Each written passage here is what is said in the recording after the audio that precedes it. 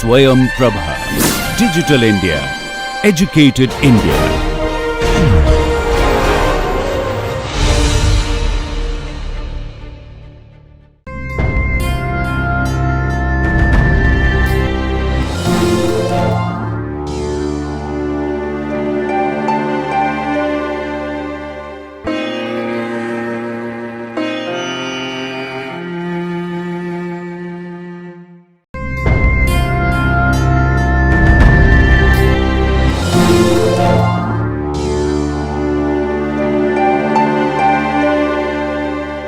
I come from the Environmental and Water Resources Division.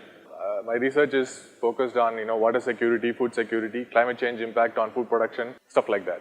Before we go and talk about the global hydrological cycle, I wanted to give some feel for numbers for a small flower pot here.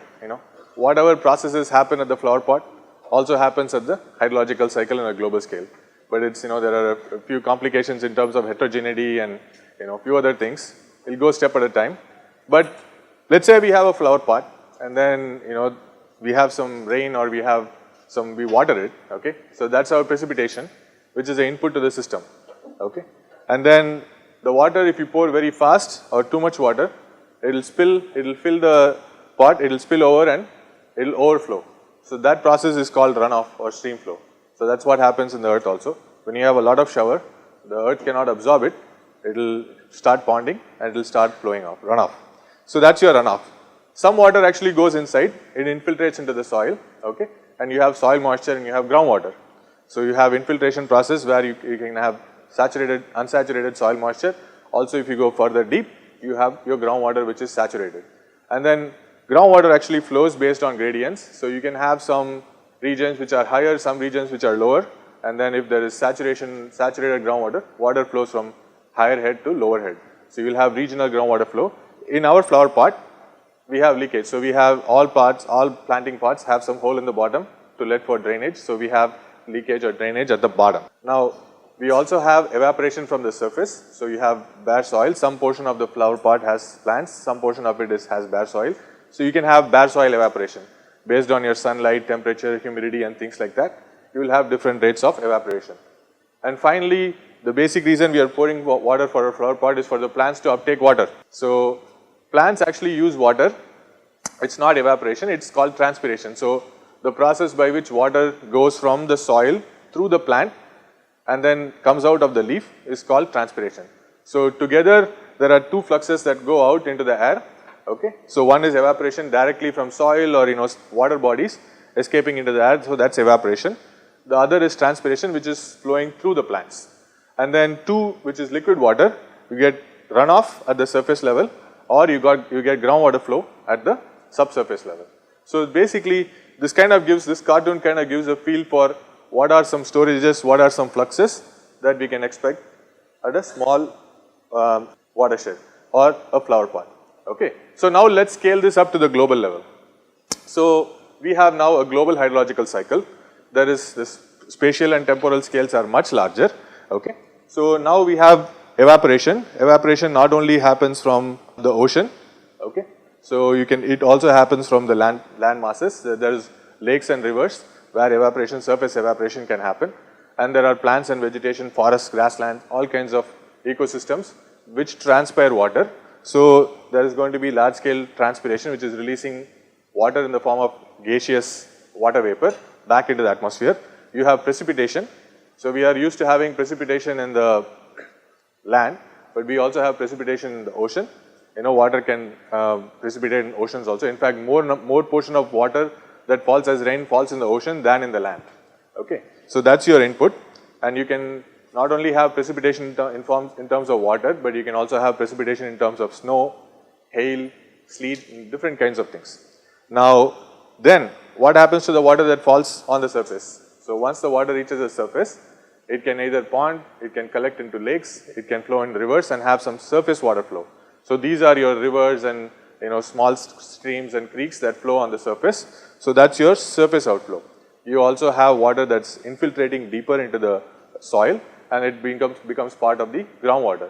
And now you have a regional groundwater flow and eventually all the water kind of goes into the ocean, right? So you have a cycle. The reason it's called a cycle because you have evaporation from the ocean and then precipitation back into the land, and then flow over the surface or under the surface, and then emptying it out into the ocean. You also have evaporation and transpiration that goes back into the atmosphere. So there is a big loop, there is a big cycle. Now the question is, at what time scales these are happening, or what are the magnitudes of flows and what are the magnitudes of storages? Can we put some numbers in this and see what happens? So let's see in terms of storages. If you want to say, let's say this is on an annual time scale, let's say we have steady state, like interannual variability is low. So on an average, we want to see how much water is stored in different portions of the hydrological cycle. So now, when we look at the ocean has about 1.4 million cubic meters of water. So 1.4 million cubic meters of water is stored in the ocean. It's the largest reservoir in terms of reservoir storage. So then there is some amount of moisture that is stored in the atmosphere. So this is your atmospheric water vapor. So when you talk about humidity and things like that, there is water vapor stored in the atmosphere. And this, it is here we have split into two parts, the portion of water vapor that's stored in the atmosphere on top of the land, and then the portion that's stored on top of the oceans. So obviously you have more evaporation happening on the oceans, so you are having a little bit larger proportion of moisture stored on top of the ocean atmosphere. So then we have a large amount of water, about 43,000 cubic kilometers, stored in, locked in ice caps, okay, as snow and ice and things like that. And then you have a fairly small fraction of that as freshwater storage in lakes and surface waters, okay. And another significant portion of storage is in your groundwater, about 15,000 cubic kilometers. So this whole flux on an average, on an annual average scale is kind of, there may be some variability between year and year, but overall these are the numbers that you can think about. So now this is the storage. Now what about flux? So there is always exchange of mass between one reservoir and another reservoir. So for example, what do I mean by reservoir? So there is a reservoir of moisture in the air, in the atmosphere. There is a reservoir of moisture in the ocean. There is a reservoir of moisture, let's say, in lakes. So they are constantly interacting and they are exchanging mass. So for example, a surface water or subsurface water, which was in liquid form, is now being transpired through the plants or evaporated and put back into the atmosphere as soil moisture. So how do these things interact? What are the rates of change of interaction of mass flux between these storages? So here are the storage fluxes mass fluxes in terms of kilometer cube per year, and they are highlighted in red. So let's see, from the ocean, we have about 505 cubic kilometers per year of moisture that escapes from the ocean as evaporation and gets put back into the atmosphere. And of that, about 458 kilometer cube per year falls back into the ocean as precipitation. So significant amount of ocean water that evaporates actually comes back as precipitation into the ocean. Some of it gets carried, about 46 cubic kilometers get carried back inland, okay, as moisture, and this 46 comes back into the ocean. So you see 45 as surface and 1 as groundwater flow comes back into the ocean. So between land surface and ocean, you have 46 cubic kilometers per year that goes from ocean to the land as water vapor, and about 46 that comes back as water. So then once you get into the land atmosphere, so you have evaporation and transpiration coming from plants. It's about 73 cubic kilometer per year. Combine that with the ocean contribution, so you will have about 119 that precipitates back into the land. And so some of it infiltrates, and then you have surface runoff and you have groundwater flow. So among these you can see your groundwater flow flux is fairly slow, whereas your fluxes in the atmosphere are fairly fast. This is in terms of fluxes, but if you look at in terms of storages, your storages in atmosphere are very small, right? You have about 15 cubic kilometers, your storage is very small, whereas your storage in groundwater is 15,000 cubic kilometers. So there is a huge discrepancy between the magnitude of flux that you see as storage and the magnitude of flux that you see as, magnitude of volume of water that you see as storage, and then the magnitude of flux that you see exchange between these reservoirs. So as a result, what do we get? So let's do some mass balance, okay? So in terms of land surface flux, so this is just recap of what I said earlier. So if you just take land surface, the rate of change of storage of soil, of moisture in the land surface is equal to sum of influx minus sum of outflux. So I say on an annual scale, things are balanced. So flux is 0, rate of change of storage is 0, so your net flux is also 0. So there are inputs and outputs. So here I have put 119 as input and 3 outputs, 73, 45 and 1. So let's go back to the previous slide and see what we do. So we have so basically I am trying to do a mass balance for this surface, okay. So this is a land surface. So 119 is the input, that is this precipitation, and you have 73 as output here, 45 as output here as surface runoff and 1 as groundwater. So you can also similarly do your ocean mass balance. So quickly let's go back to the previous slide. So before we go there, so rate of change of storage ocean. So basically ocean, don't talk about sea level rise here, but on an average, let's say ocean fluxes are kind of storages are pretty much stable.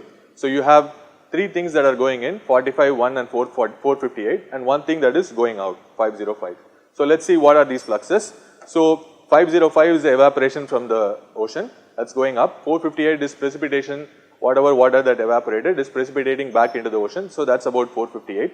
45 is surface water flow and 1 is groundwater flow. So on an average, things seem to be balanced. Now, so I was earlier mentioning about the consequence of difference in magnitude between your storage and fluxes. So let's look at groundwater. Your groundwater storage is about 15,000 cubic kilometers, whereas your flux is only 1 cubic kilometer per year. So we can compute some kind of a residence time or detention time.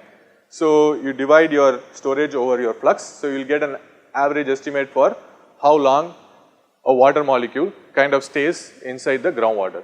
So that comes out to be about several thousand years. So that's typical.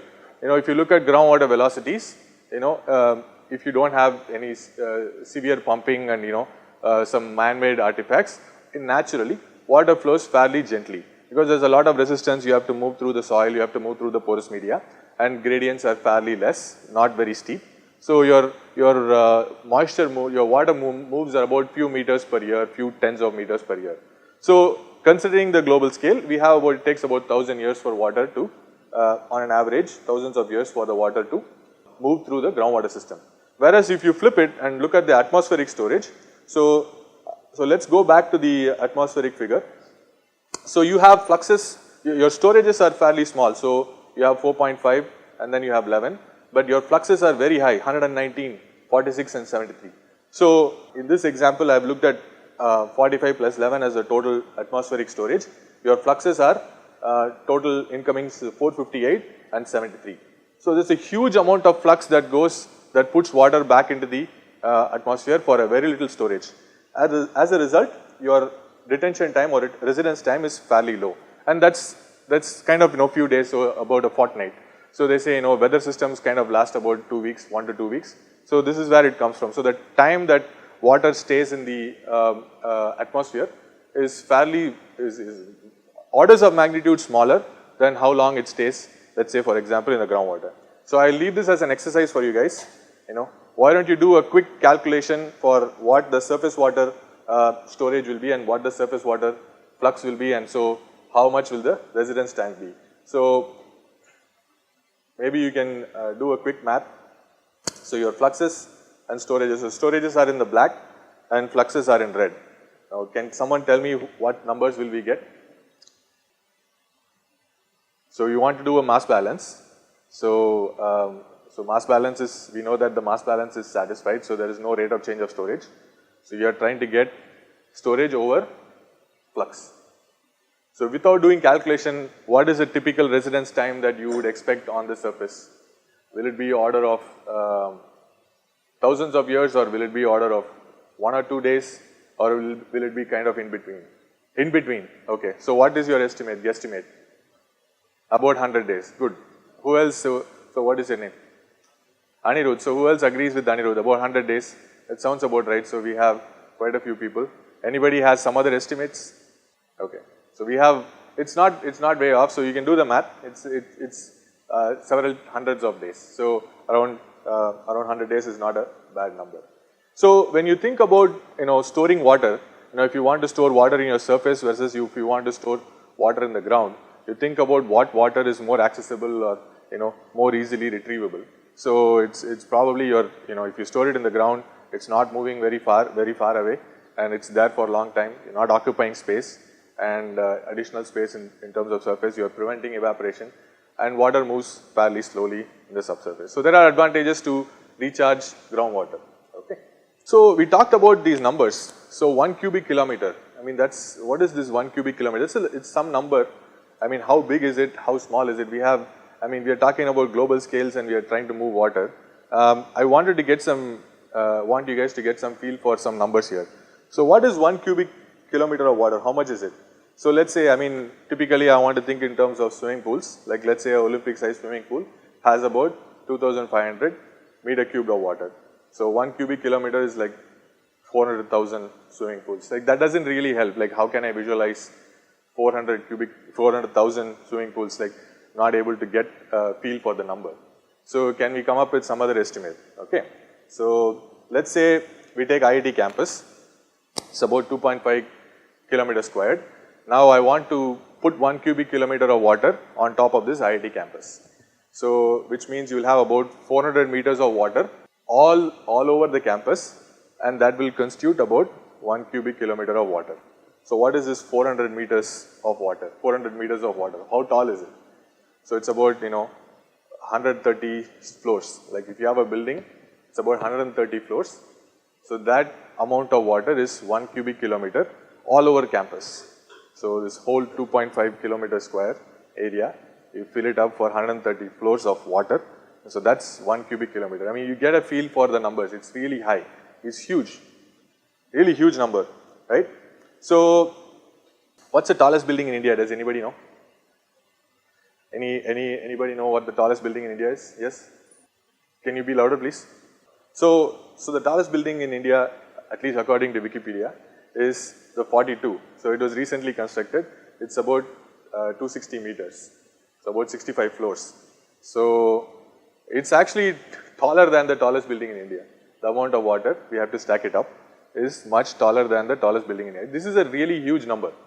I mean, so when we throw these numbers around, and we say like 500 cubic kilometers of water per year, it's a large amount of water that is being moved annually. Okay. So let's say in terms of annual average precipitation in Chennai, so it's about 1.4 meters, so about 140 centimeters. Every year we get on an average around this area. Okay. So how many years does it have to rain to get 400 meters of water? So it's about 285 years. So if it rains for 285 consecutive years and every drop of water is saved, okay, that falls on campus is saved, and that amounts to 1 cubic kilometer. It's a really huge water, huge amount of water. So I'm going to go back to the next slide and let you get a feel for the numbers. Look at these numbers and just soak it in, see what the storages are, see what the fluxes are, and in relation to your 1 cubic kilometer of water, which is about 400 meters of water all over IIT campus, get a feel for these numbers. So, it's very hard to think about 500 cubic kilometers per year is being evaporated from the ocean. It's a really large number annually, every year. So, now let's go from global scale to more manageable scale, let's say a catchment scale or a watershed scale. So, we looked at fluxes, at the global scale. Now let's see what kind of fluxes happen at the catchment scale or at a more manageable scale. So here is an example of a catchment. Okay. So the green highlighted region is actually the catchment area. The red line is the catchment boundary or watershed boundary, and the bottom of the red line is a watershed outlet. So what do I mean by watershed? So I have identified in a map. So this is a topological map or elevation map. In this map I have drawn a line, a red line, and I've said whatever water that falls in is going to come out in this watershed outlet. Okay. So basically I have delineated a watershed based on a topological map or elevation map, and I say that if a water falls inside this map, okay, inside this green region, it is going to drain out at the watershed outlet. So how do I determine this watershed boundary or this watershed divide line? So somebody said slope. Yeah. So how do you determine based on the slope? So it's a hunch you have based on some slope, but it's basically based on elevation. Okay. So it's based on elevation differences. So let's say we have a picture here. So typically a watershed boundary is defined as a ridge line. So how many of you know what a ridge line is? Anybody ever heard this ridge line before? No? So what you are seeing right now is a ridge line. Okay, so there is a hill, so there is a series of hills, and so the highest point along which you can draw a contour is a ridge line. Okay, so any water that falls on this side of the ridge line is going to go to my right, and any water that falls on this side of the ridge line is going to go to my left. So this is a watershed divide. So basically any precipitation that falls to the left is going to go left side, and any precipitation that falls to the right is going to go right side, and they are not interacting. And so a ridge line is a typical watershed divide, and it defines your watershed boundary. So your watershed boundary is watershed is where if you have precipitation falling on that defined area, you are going to have one particular point which is your watershed outlet where all the water is eventually going to drain. So you get a good feel for how you identify this ridge line pictorially, right? So here is another ridge line, so I'll go back. So here is another ridge line right here. I mean, there are many ridge lines. There is another ridge line here. Any water that falls here is going to drain out this way. Any water that falls on behind the slope is going to drain away from it. So now, how do we get these ridge lines? So obviously you need elevation maps. So you can't really do aerial, like land surveys and go and track ridge lines and then map them. So we have sophisticated ways where we can do this. And so one system that helps us do this is geographic information systems. Okay, it's also called GIS. So it's a system that can manipulate, store, arrange and process data which are spatial in nature or geographic in nature. So they have some relation spatially, some correlation spatially is your geographical information system allows us to do. So here is a digital elevation map. So your red colors or darker colors are corresponding to higher elevation, your blue colors are corresponding to lower elevation. So you can see that you can see your low points and high points based on this digital elevation map.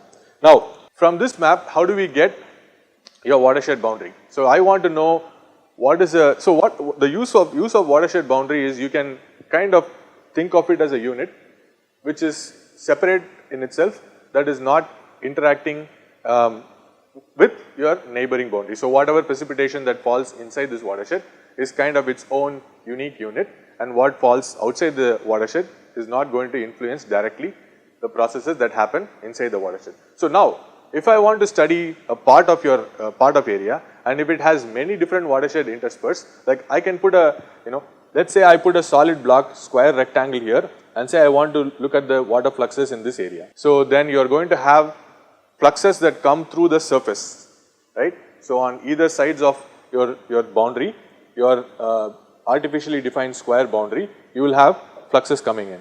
But if I choose my boundary as a watershed boundary, then there are not going to be any horizontal fluxes that come through the watershed boundary, because as we saw earlier, any water that falls on the left is going to go this way, any water that's going to fall on the right is going to go the other way. So there is no cross flow of water across a divide. So how do we find this watershed boundary? Using your digital elevation map. So your GIS systems, geographical information system, allows us to do that. So let's do some quick math. Okay. So what your digital elevation map does is it's a raster of points, it's pixels. It has different pixels, and each pixel has a particular value, and that value is, let's say, elevation above mean sea level. Okay. So here I have a small section of your digital elevation map, small snippet of that, which has height above sea level, mean sea level at different points. So now you have your cell size. Now here I have conveniently taken my horizontal and vertical cell sizes to be equal, but in general you can have unequal sizes. Okay. So now this is your DEM, which is what I have projected as a color plot in this slide. So now, how do we determine from this DEM your catchment or watershed boundary? So first thing is you try to find which direction your water flows, and the best way to do this is to find which is the direction of steepest descent. So from point A to point B, so each point has 8 surrounding points. You find out which direction is your steepest slope, and that is the most likely flow of water. Okay. So now for the top cell, the top left cell, the elevation is 67. Your adjoining cells have elevations of 56, 44 and 53.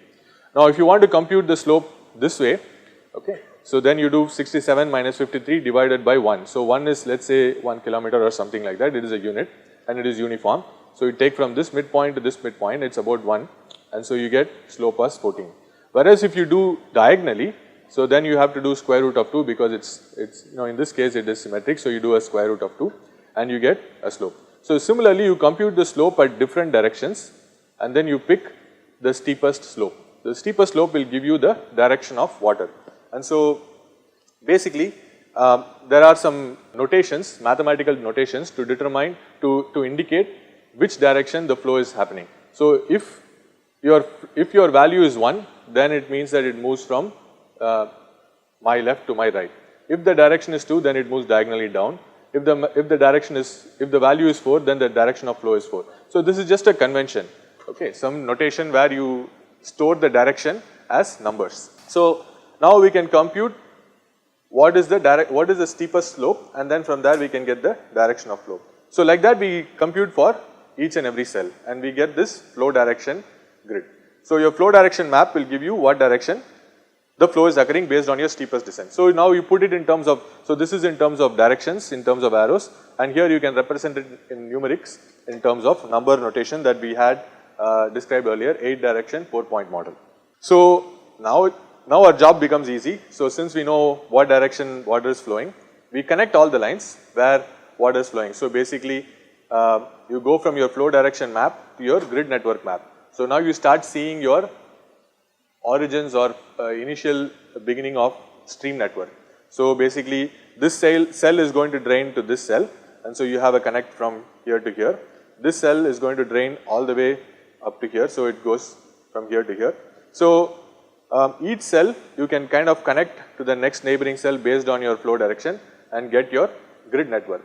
So if I track this water, if I track a water that falls on my top left cell, so it's going to go all the way down here, and it is going to empty up to this point. So I know this is going to be my some kind of outlet. Now this is not my real outlet because I have taken an arbitrary square grid and I have computed the grid network in this one.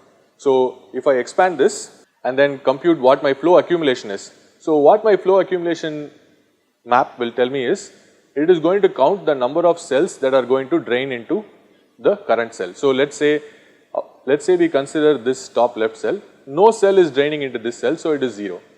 Now if you consider the cell at the bottom, there are 3 cells draining into this cell. So one is here, one is from here, and then the other one is from here.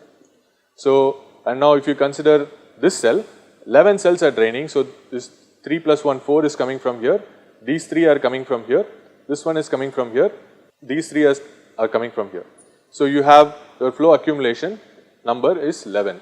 So systematically you can do these calculations and see how many cells actually drain into this cell.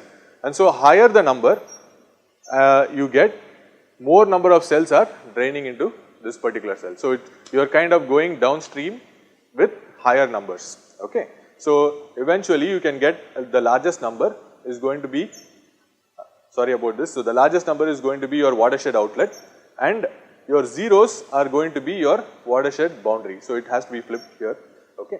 So here in this case I have taken a square grid, so you have to really expand on the digital elevation map and look at if some other cells are draining into this. So if your flow accumulation number is 0, that means no cell is going to be draining into that particular cell. So that is a good potential for being a watershed divide. So you connect all your zeros, okay. So in this case your 0 is in the boundary cell, so you cannot include the boundary cell 0. But if you have set of zeros in the interior cell, that will be your watershed boundary, okay, and your maximum value will be your watershed outlet. So you can have some stream networks, you can develop stream networks based on your flow accumulation grid. So you can say that after about 20 cells drain into one particular cell, you can start forming some small streams, really minute streams. So you can set a threshold where you want to pick how many what is the smallest stream that you want to track. So if you say your flow accumulation number is about, your threshold is about 100, so you want to only track streams which are fairly reasonably in size, so that 100 cells have to drain into that cell to form a particular stream. So here there are some thresholds that have been chosen, okay, and you start seeing how your grid network or river network can be formed based on your digital elevation map. So all this can be done using your geographical information systems framework, where you can do these math and calculations systematically and keep your geographical or spatial relationships on top of it and overlay it, and then get your watershed boundary and watershed outlet. So here are some major watersheds in India, okay. So obviously people will know about your Ganges, your Narmada, your Brahmaputra, your Krishna, Godavari, okay.